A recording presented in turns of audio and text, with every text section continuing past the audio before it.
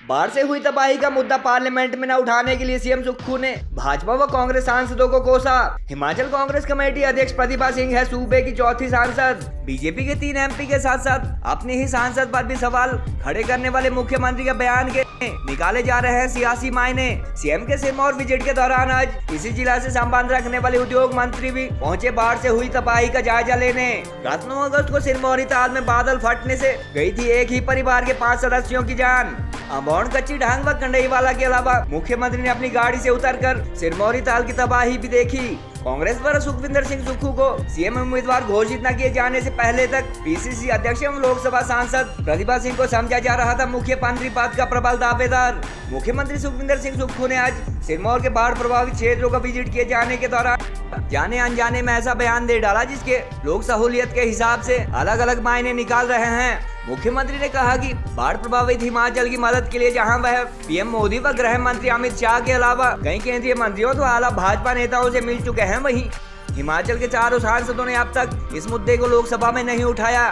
CM के इस बयान के सियासी मायने इसलिए निकाले जा रहे हैं क्योंकि केंद्रीय मंत्री अनुराग ठाकुर सहित हिमाचल के 3 सांसद जहां भाजपा के हैं, वहीं चौथी लोकसभा सांसद प्रतिभा सिंह हिमाचल कांग्रेस कमेटी की अध्यक्ष भी है। गत 11 दिसंबर को सुखविंदर सिंह सुक्खू को कांग्रेस आला कमानत व विधायक दल द्वारा मुख्यमंत्री चुने जाने तक पीसीसी अध्यक्ष प्रतिभा सिंह को सीएम पद का प्रबल दावेदार समझा जा रहा था और विधायक दल की बैठक के दौरान भी उनके समर्थकों ने जमकर पूर्व मुख्यमंत्री की धर्मपत्नी प्रतिभा सिंह के समर्थन में नारेबाजी की थी।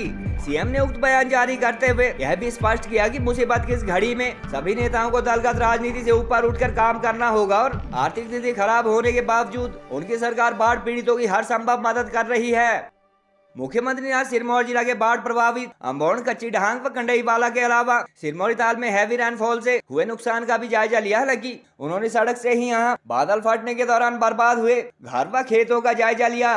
गत 9 अगस्त को सिरमौर रियासत की पहली राजधानी कहलाने वाले सिरमौरी ताल में बादल फटने से एक ही परिवार के 5 लोगों की जान चली गई थी और घटना के चौथे दिन जहां नेता प्रतिपक्ष एवं पूर्व मुख्यमंत्री जयराम ठाकुर यहां पहुंच चुके थे, वहीं सिरमौर से ही संबंध रखने वाले इंडस्ट्रीज मिनिस्टर हर्षवर्धन चौहान आज मुख्यमंत्री के साथ पहुंचे।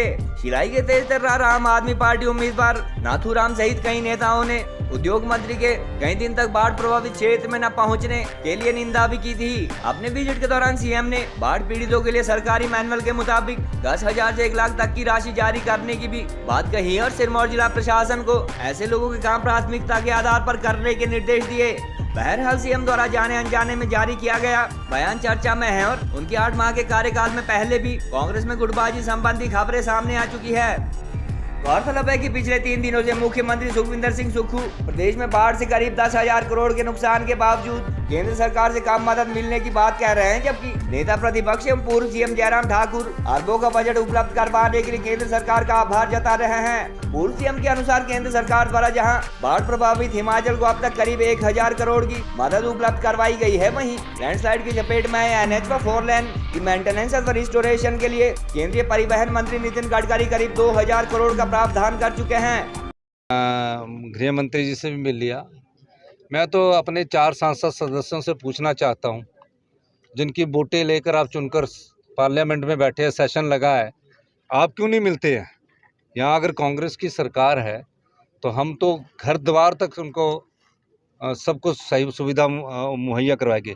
जिसका घर उजड़ गया है, बड़ी मेहनत से एक परिवार अपने घर को बनाता है, तिनका तिनका पैसा पैसा जोड़कर घर को बनाया जाता है और घर में चाहे पानी घुस जाए, चाहे मकान उड़ जाए, उसकी ज़िंदगी भर की कमाई मिट ख़त्म हो जाती है। हमारी सरकार उस घर को बसाने का भी काम करेगी, लेकिन 4 सांसद सदस्य यहाँ से चुनकर गए हैं, उन्हें इस बात का जवाब देना चाहिए कि कितने पिछले 1 महीने से पूरे राज्य में आपदा का कहर बिछ रहा है। कभी उन्होंने संसद में ये बात उठाई है?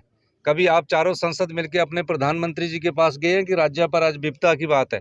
चुनाव होते रहते हैं, इलेक्शन लड़े जाते हैं, वो विधानसभा के सत्र में दोषारोपण भी होता है, लेकिन आज समय है कि हम सबको शांता कुमार जी की बात को याद रखना चाहिए, जिन्होंने सरकार की प्रशंसा करवाई। वो हमारी पार्टी से नहीं है, वो पूर्व मुख्यमंत्री रह चुके हैं, लेकिन उन्हें ये याद रखना चाहिए कि आज ना तो कांग्रेस देखनी चाहिए ना बीजेपी देखनी चाहिए, आज आपदा देखनी चाहिए, आपदा के तहत काम करना चाहिए। अम्बौन गांव के हाल देख के, जो कि 1978 से ये गांव डिजर्ट होता जा रहा है और इसका कोई परमानेंट समाधान नहीं निकाला गया है। तकरीबन आज 55 वर्ष हो गए हैं। इस गांव पर हमेशा आपदा आती रही है। मैं तो ये मानता हूं कि जो मैंने हालात देखे हैं 55 वर्ष में से ये लोग मांग कर रहे हैं कि इस नाले का, पर इस नाले की चैनलाइजेशन कैसे होनी है वो स्टडी का विषय है कि कैसे है। ऐसा ना हो कि हम चैनलाइजेशन करें और जब बादल फटे तो और भी गाँव को दूसरी तरफ जहाँ गाँव लोग बसे हैं और गाँव को नुकसान हो जाए। पर मेरा ये मानना है कि इन चीज़ों को देखना बहुत ज़रूरी है। आम आदमी के परिवारों को नुकसान ना पहुंचे। हमारी सरकार इस विषय पर मैं खुद अध्ययन करवाऊंगा कि कैसे इसको करा सकते